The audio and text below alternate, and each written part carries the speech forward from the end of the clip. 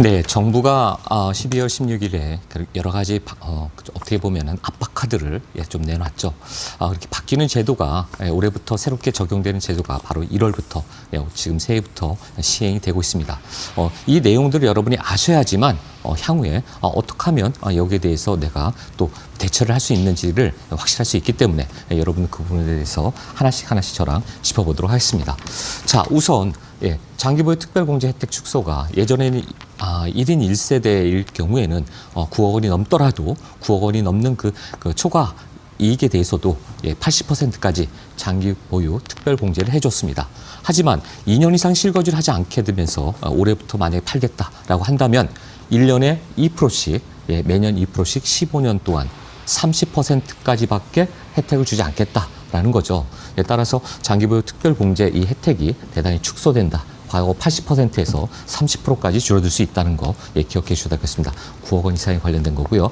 전세자금 대출 후 신규 주택 매입 제한이 또 되죠.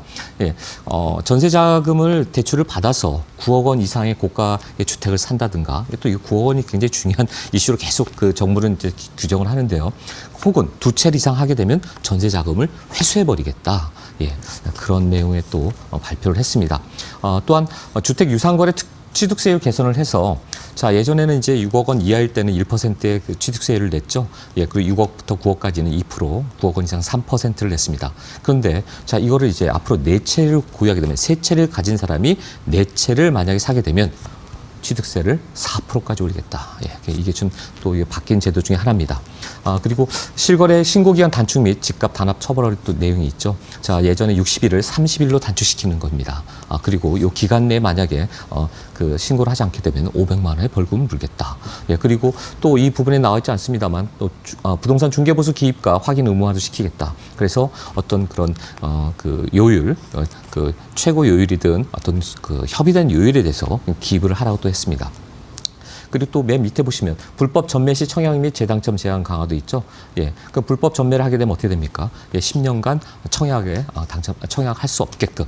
또 만약에 이 재당첨 건에 대해서도 조정 기간은 조정 구역 내에서는 7년, 그다음에 투기 과열 지구에서는 10년 동안 재당첨을 금지시키겠다. 이렇게 강력한 좀 하나의 제도를 만들어놨습니다. 그리고 자금 주달서 제출 대상 확대 및 거래 소명 강화인데요. 이게 지금 9억 원 이상일 때도 특히나 문제가 많이 됩니다. 9억 원 이상일 때 예전에 내지 않았던 어떤 뭐 소득 증명 자료라든가 아니면 미성년자라든가 어떤 좀 20대 초반의 나이에 있는 사람들 어떤 그 수익이 없거나 이럴 때는 9억 원 이상 거래를 하게 되면은 객관적인 증명 자료를 제출해라. 국세청에 이런 내용들이 포함되어 있기 때문에 여러분들이 이런 부분에 대해서 좀 신경 쓰셔야 될 것 같습니다. 그리고 두 번째 보시면 제도적인 면에서 100세대 이상의 공동주택 관리비 그 의무를 공개하겠다. 21개 항목에 대해서 전체적으로 클리어하게 다 공개해라. 4월 달부터 됐고요. 민간 택지 분양가 상한제 유예 기간이 4월 달에 종료됩니다. 이렇게 되면 또 어떻게 되죠? 사실 이 비하인드의 그 의미가 더 큰데요. 4월 달까지 저게 안 되게 되면 역시나 이제 공급 물량이 더 많이 줄어들게 되는 거죠. 그럼 좀 공급 부족에 대해서 가뜩이나 시장은 좀 불안해하고 있는데 매물이 잠길 것이라는 그런 공포감이 더 확대될 것 같습니다. 따라서 많은 전문가들이 올해 2분기점을 기점으로 좀 더 가격이 크게 상승하지 않을까라고 예상을 하는 이유가 바로 여러 가지 제도들을 볼 때 그런 것들이 포함되어 있습니다. 또한 2천만 원 이하 임대수익 소득세 신고를 하라. 5월 달에 또 해야겠죠. 집을 가진 사람들이 이렇게 어떤 그 소득세라든가 뭐 취득세, 보유세 여러 가지 부분에 대해서 특히나 보유세라든가 이런 소득세에 대해서 만약에 그 압박을 받게 되면 그게 누구한테 갈까요? 집주인이 차라리 세입자들한테 전가를 시키겠죠. 그러다 보면 월세, 전세 이런 임대료가 상향될 수 있는 그런 커다란 위험성이 지금 노출돼 있다. 그 부분이 좀 중요한 것 같고요. 조정 대상 지역 다주택자들 양도세 중과 배제를 해주겠다. 근데 10년 이상 보유자들. 그러면 과거 정부부터 전 정권부터 어떻게 했습니까? 임대사업자를 내라고 그렇게 많이 혜택을 하고 홍보를 하고 공고를 했죠. 그랬는데 그렇다 보면 8년 이상 장기 임대주택을 많이 했습니다. 물건들은 다 묶여 있는 상태죠. 팔 물건들이 얼마나 되겠습니까? 역시나 시장에 물건이 과도하게 나올 이유가 없다. 팔 수 있는 사람들이 별로 없다는 거. 그리고 도시공원 일몰제라는 게 있죠. 이거 굉장히 중요한 겁니다. 왜 그러냐? 이게 지금 어마어마한 면적이에요. 전국에 여의도에 125배 크기, 서울에만 116곳, 20년 동안 공원화 시켜서 이거를 지금 만들었어야 되는데 그게 안 됐을 경우에 일몰제에 걸려서 이게 또 나중에 개인한테 돌아가게 되면 개인이 개발을 할 수 있는 거죠. 그러면 지금까지 유유지로 있던 곳이 공원이 안 됐기 때문에 어떻게 됩니까? 또 뭔가 개발이 되겠죠. 그런 부분뿐만 아니라 만약에 이것을 또 나라에서 국토부나 서울시에서 사들여서 또 개발하게 되면 또 더 멋있는 숲세권으로 또 개발되겠죠. 뭔가 변화가 있는 곳들입니다. 변화가 있을 수 있는 이것이 올해 7월에까지 돼 있다. 따라서 나라에서는 지금 상당한 그 여러 가지 자금을 동원해서라도 지금 그 일몰제 대상지를 사들여서 개발하는 것을 지금 추진 중에 있다고 합니다. 공인중개사 허위매물 게시 금지 및 처벌 시행.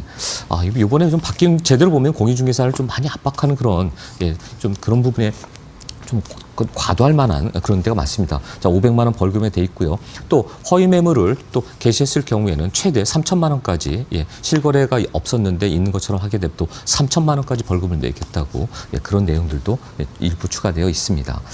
그리고 마지막으로 이제 같이 보시면 재건축 재개발 일몰제 바로 올 봄 이제 그래서 이게 또 2, 4분기 정도 되면 1, 4분기, 2, 4분기 되면 봄이 지나면서 또 이 부분에 대한 것들이 풀리게 되면 또 여러 가지 이슈가 될 것 같습니다. 그래서 지금 재건축 재개발 물건이 또 안 나오게 되는 거죠. 아까 말씀드린 대로 또 물건에 대한 공포감, 공급에 대한 어떤 그 공포감이 또 생길 수 있다는 겁니다. 그리고 지금 대형 단독주택이나 꼬마 빌딩 여기에 대해서 상속세와 증여세를 증가시키겠다, 더 올리도록 하겠다라는 거죠. 지금 현재 기준 어떤 시가로 되어 있던 것을 감정평가를 다시 통해서 그 시장의 가격대로 올려서 최대한 감정가로 더 높게 해서 이 꼬마 빌딩을 가진 사람들의 상속세와 증여세를 더 부여하겠다라는 게 지금 이번에 발표한 중요한 부분 중에 하나입니다. 또한 종합부동산세 세율도 정부가 연말까지 최대 0.8%까지 9억 원 이상 초과 물분에 대해서는 더 올리겠다라는 내용도 있고요. 주택 청약 시스템은 현재 금융결제원에서 한국감정으로 바꾸고 그다음에 월세를 이제 신용카드로 올해 6월부터는 바꾸겠다고 합니다. 자, 이것도 재미나죠. 임차인이라든지 세입자와 그 관계에서는 월세가 밀리지 않을 것 같다라는 긍정적인 것도 있습니다만 사실 소득이 밖으로 완전히 드러나는 그런 부분이 있을 수도 있을 것 같습니다. 200만 원 한도 내에서 자, 이런 제도를 시행한다고 합니다. 자, 이런 바뀌는 제도들 여러 가지 세제와 그다음에 대출과 제도적인 면에서 다 한번 같이 살펴봤습니다. 여러분들이 하나하나 꼼꼼히 잘 알아두셔야 되고 이 부분에 대해서 그럼 이렇게 바뀌었다고 하더라도 과연 이 바꾸기 직전까지의 그 사람들의 투자 패턴은 어땠는지 한번 제가 말씀드리도록 하겠습니다.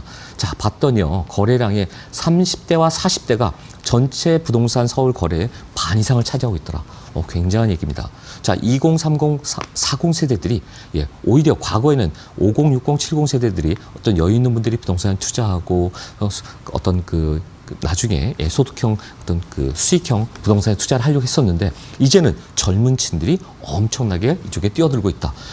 보시다시피 서울에서도 송파, 성동, 성북, 강남, 노원구 40대가 더 특이하죠. 40대 보면 강남, 송파, 서초, 노원구, 양천구 뭡니까? 교육과 관계된 것이죠. 목동, 저쪽에 노원, 그 다음에 강남, 송파, 서초. 자, 이곳에 거의 40대들이 대부분 투자했다는 거.